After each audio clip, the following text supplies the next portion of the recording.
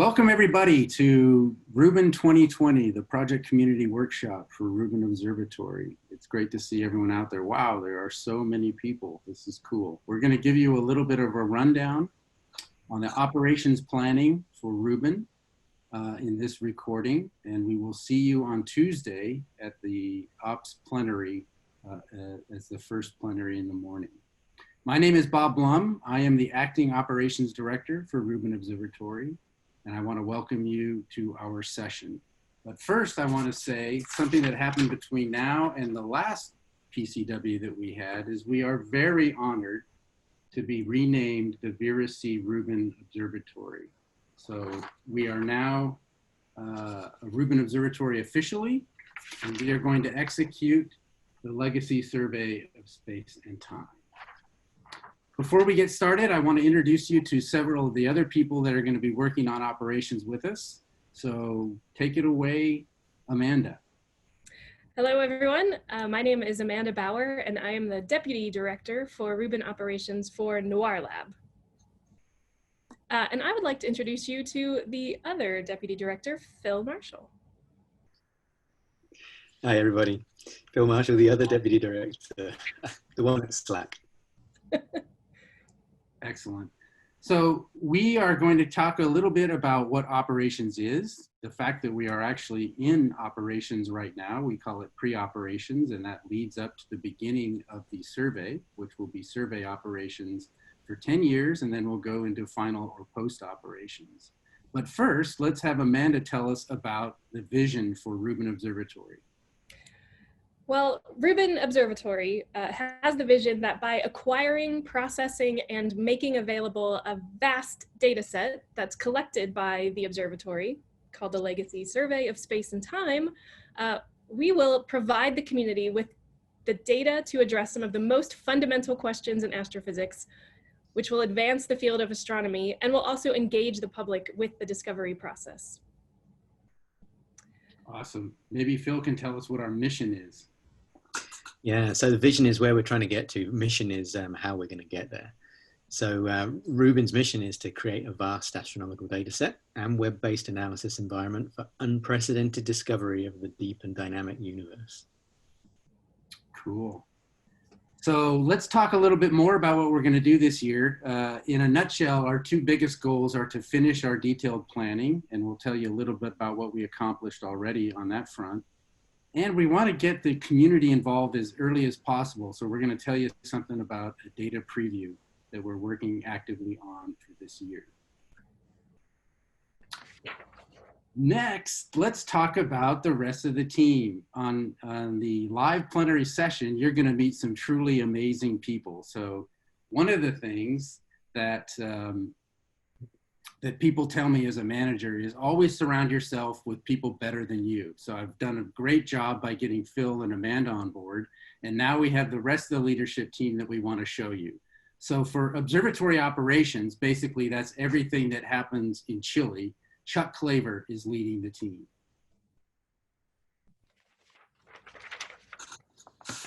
Rubin data production. This is everything about taking the data and making into data products for you. And that's Will O'Mullane and his team.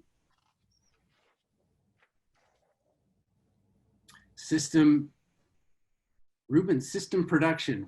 Oh no, I messed it up. Rubin system performance. Cross that out. We have Rubin system performance. Everything about keeping the data and the facility operating in tip-top shape. And that's Leanne Guy. And Amanda Bauer, who just put her EPO hat on. She is not only the deputy director, but she is going to lead the EPO program for Rubin. And last but definitely not least, Željko Ivasic. Željko is going to be the head of science for the Legacy Survey of Space and Time. Hey, let's talk a little bit about data rights. This is one of the things we accomplished this year. So we have published a official data rights policy for Rubin. You can go find it. Oh, look at it's right there. You can go find it as RDO013 at ls.st. And this policy tells you all about what to expect as far as being a data rights holder in the Reuben Science Enterprise. It's been approved by the agencies, but a key aspect is that this is a living document and we're still working on aspects of it to support the community maximally, especially with it an eye out for our junior members, junior researchers, who we want to ensure that all the things they do to contribute to the Reuben Science Enterprise allow them to keep using that Reuben data. What next? One of the big things we've been working on this year is in-kind contributions. So many of you know that about this time last year, we got news from the agencies that we would change the funding model. And international contributions would not be through cash, but would be through in-kind contributions. It turns out this is looking like a really good opportunity to enhance the science of Reuben. And Phil Marshall has been doing a huge amount of work to organize this effort. And so Phil, why don't you tell us about what we've accomplished so far?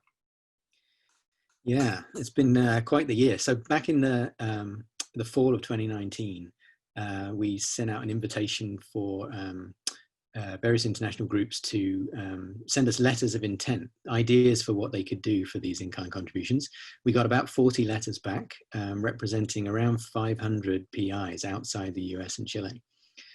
So it's a big group of people out there looking to contribute to Reuben Observatory, make the LSST better. So in the winter, we set up a contribution evaluation committee. That's been active since January, and their job is to review the LOIs, look at the various contributions that were mooted in those, and put together some feedback for the group so that they could write good proposals. That's what they're about to start over this summer, is turning their LOIs into proposals.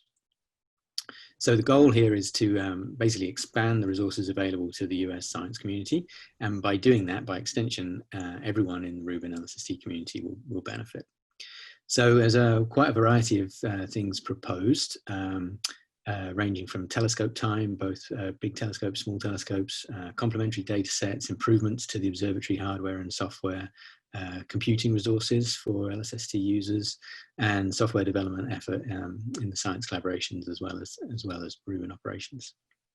So we're now thinking of this as an emergent in-kind program where we all work together to try and make LSST as a survey the best we can. We have some dedicated observatory staff working on this, and we are just starting with the workshop coming up at the PCW for the proposal writing teams, just starting to help the international groups turn their ideas into actual proposals to make contributions, getting them on the path to new data rights agreements, and also get this program up and running, making Reuben better. So I wanted to give a shout out to the CEC. It's been a ton of work for them. Thank you, Amanda. And so I think it's worth letting you know who's doing all this work on your behalf. So we have a number of representatives from the science collaborations on the CEC. We have Rachel Mandelbaum, Rachel Street, Matthew Graham, Zhao Wei Fan, Sujata Kaviraj, Apratita Verma, Peregrine McGeehee, Meg Schwam, Federica Bianco. And then we also have some at-large members representing the rest of the US and Chilean community. So Will Clarkson, Ray O'Neill, Patricia Arevalo, Paulina Lira, and Francisco Forster. I've been chairing this committee. It's been great to see them all working hard on this. Those CEC members actually have alternates who help them out. It's enough work that they need another one of themselves to help out with it. And so we've had great help from Sebastian Hoenig, Pat Burkat, Richard Dubois, Harry Ferguson, Chad Schaefer, Timo Anguita, John Gieses, David Trilling, and Paula Scody. So a lot of people involved with this. We have staff at Reuben helping as well. Greg Medeski, Knut Olsen, and Steve Ridgway all playing big parts. And some technical observers and support staff as well, Leanne Guy, Bern Smith, and Heather Shaughnessy. So this is a big program. It needs a lot of people to work on it. We're going to be working very hard on it this summer, and hopeful that in the fall we have some really high quality in-kind contributions to work with. Many thanks to all those members. Apologies, I didn't write all of your names down, but they are available on the slide deck that you can link to in our session webpage. Right, that's where we should have gone full Bob Dylan with Manda. Hey, I just wish you all out there could see the immense work that this group has done and the quality of it. Someday you'll see the fruits of it, but the work they put in and the quality of this program is truly, truly special. So thanks, Phil. That's great. Hey, we had a big year with our operations planning. We got put through a big review by the NSF and DOE. Amanda, why don't you tell us what that review was all about? Well, Bob, I'd be happy to. So we have put in a large planning proposal, so a detailed plan for what's going to happen in our pre-operations, our survey operations, and our post-survey operations periods. That was in April of 2020, my personal first big virtual experience. And it was a big success. We got a lot of great feedback. Ultimately, we are working from that detailed plan to create the full operations proposal with all the budget details and everything that we plan on submitting late in 2021. So I have a little while to work out some more details that need to go in there, but it was overall very successful, and I think the team did a really great job, and it was a learning curve for virtual meetings, but hey, I think we got this now. Maybe next time we present the material in this little tag team way. Yeah, I think so. One of the main things we learned was not to try and do a full day on Zoom, right? I think half days at a time worked just fine. But it was good to get our plan in front of the agencies and get it approved. We got a good report, and now we'll be working up the next stage. The next review will be next December, right? And a massive thank you to the people you'll see in the live panel that we'll have at the actual plenary session who put in a lot of work and called on a lot of their team to contribute to the documentation and the talks and the details and the breakout session that we put forward at that operations review. So thank you. Yes, please come and ask them hard questions about the operations plan. I'm sure they'd love to field those and talk with you. Hey, we all know that this is strange times and that people are going through a lot and it's tough and things are changing and we're all learning to work in a new way. And COVID-19 has hit Rubin Observatory as well. You probably know, and I'm sure you've heard that we're not working right now in Chile, and we just started working up very slowly and safely on the camera again in California. Fortunately, a lot of folks in Rubin, data production, our operations planning, other things continue to work and work pretty effectively remotely. But nevertheless, all these things are going to add up to somewhat of a delay. And so just for your information, the operations team is replanning exactly what this pre-operations phase looks like and how we get stretched out a little bit to accommodate this delay. Right now, we are assuming it'll be about 1 year. So that's our plan for now. We're starting to fix that in and work with the agencies on what that looks like. If it turns out that we are more efficient than that and we get back on schedule with the construction and we start the operations of the survey earlier, we will adjust to that. And if it takes a little bit longer, we'll adjust to that too. The main watchword is flexibility as we go forward. But I just wanted to recognize that we're all in a new era, and we're not even sure what the new normal really is. But we're making progress, and we hope to get back on site in Chile and spin up the camera work again real soon. So watch for news on that, both from the construction project and from the operations side. So we have one more topic that we wanted to cover, a little bit of progress that we've made.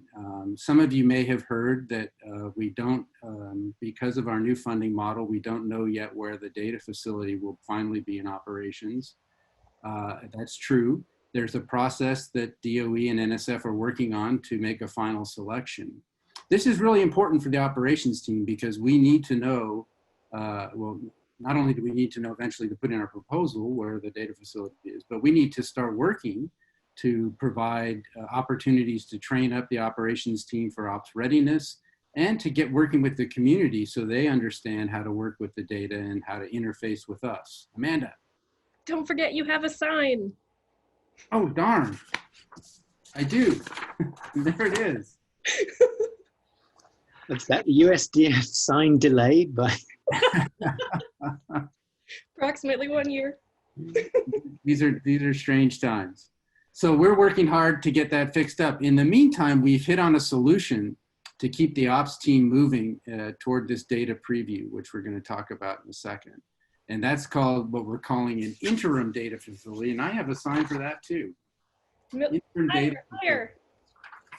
Sorry. There you go. The interim data facility is going to be a cloud-based facility where we can deploy the Reuben construction data production software in the cloud, and then work with it as an operations team and actually begin to serve certain data products to the community.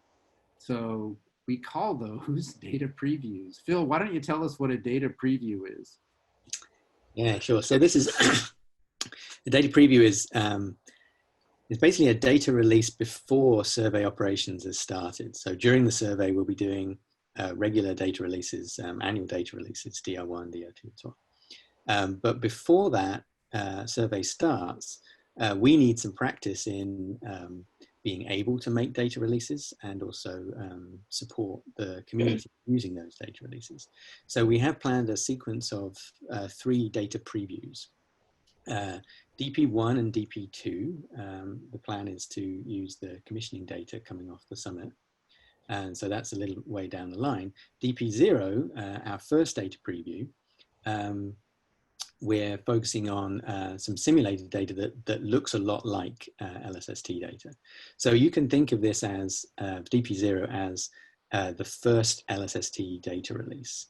The images will look like full frame LSST camera images, and the catalog products will look like the kind of measurements that are made using the science pipelines during the survey.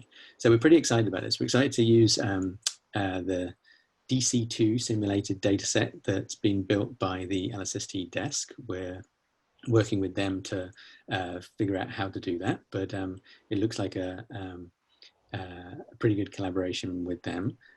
We talked about this at last year's PCW with the community and got some fairly positive feedback about doing this. So we think it's a good data set for a number of reasons. Do you want to tell our friends when DP0 might be available? Yeah, so what we're looking at is setting up the IDF, getting the data ingested, and then us working with it for a bit to get started. We're looking at serving the DC2 data products. That would be in summer of next year. And about the same time, we'll be ready to start reprocessing them with the Reuben science pipelines. And then we'll be able to do a comparison between the catalogs that we make and the catalogs that the desk has made. So that's the rough plan. So you can see we're starting the IDF this summer. We're looking at doing DP0 over the course of this coming year. And so this part of our plan hasn't really been delayed by COVID-19. We're actively trying to stay on schedule as close as we can with DP0. And that's so that we can essentially make the best use of this delay year.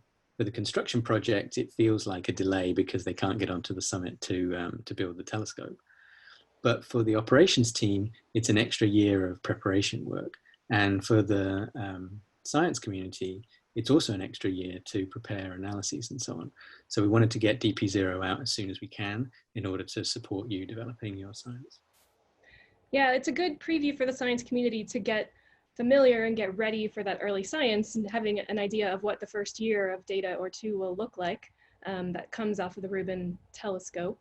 And also it offers our team the opportunity to really put into place some of our inclusion plans. We've created a community engagement team who's really reaching out and communicating with the science community to understand how they're using the data products, what could be improved, what they still need, and also to think about the second level of providing access and compute resources to the community. That's kind of the step one to get everybody involved in the science. Step two is, what if people aren't familiar with GitHub? What if they don't know how to use Jupyter Notebooks? So making sure there is that onboarding period and materials and opportunities for people at small institutions who don't have usually who don't have supercomputers to do this kind of compute. So it's great that they can get that through the Rubin Science platform.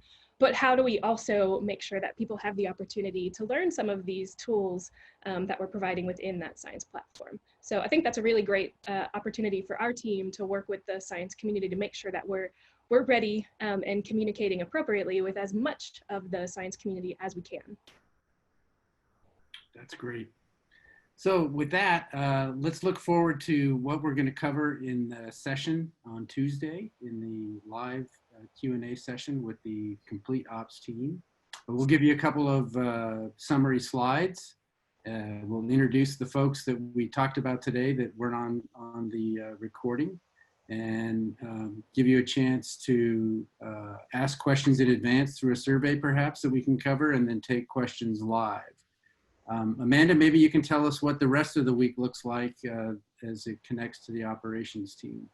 Yeah, so there's a program, there's a session at noon on Tuesday, noon Pacific time. That's the commissioning and science validation. So to understand what kind of surveys might be done in commissioning. There's another session, I think in real time today is Tuesday. So that's today at noon. Okay, now I'm confused by my notes. I'm gonna skip. I think I've confused you with my notes, Amanda.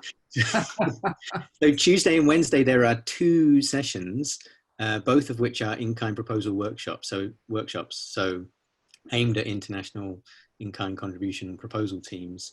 They need to choose one of those and come to one of them. They'll be identical, and we'll just walk through the handbook and help people write good proposals. Noting that the commissioning team will be available for the second session, but not for the first session because they'll be in the commissioning session. That's right. So in fact, the international groups that have an interest in commissioning, they need to come on Wednesday, please, so that they can focus on commissioning on Tuesday. Right. Okay, so now the notes that I can read. Wednesday at noon Pacific time, we have a preparations for early science with Reuben. That should be interesting. Thursday, I'm going to plug my EPO session. There's Thursday at noon Pacific time. We have a session where we're showing you some demos of the interactive widgets that we've built to actually look at data, and these will also be available for people to use in a classroom setting. So come and check that out. You can go see some of the preview materials that are on the website now. And then on Friday, I'll plug at 9 a.m. Pacific time, there's a diversity, inclusion, and equity session. And I think that's a really great opportunity for us to think about, continue the discussions for the policies that we really want to put in place for Rubin Observatory, both in construction and as we move into operations. So we really want to get your feedback and ideas for that. Great, thank you very much. Hey, one thing we didn't talk about, so come to the session on Tuesday if you're interested, is what's going on with Euclid and Reuben. There's some interesting news there too. So come talk to us if that's something you're interested in. Other than that, we're gonna say goodbye. We want you to be safe, and we want to see you soon live. So everybody, thank you very much for tuning in. We'll see you virtually.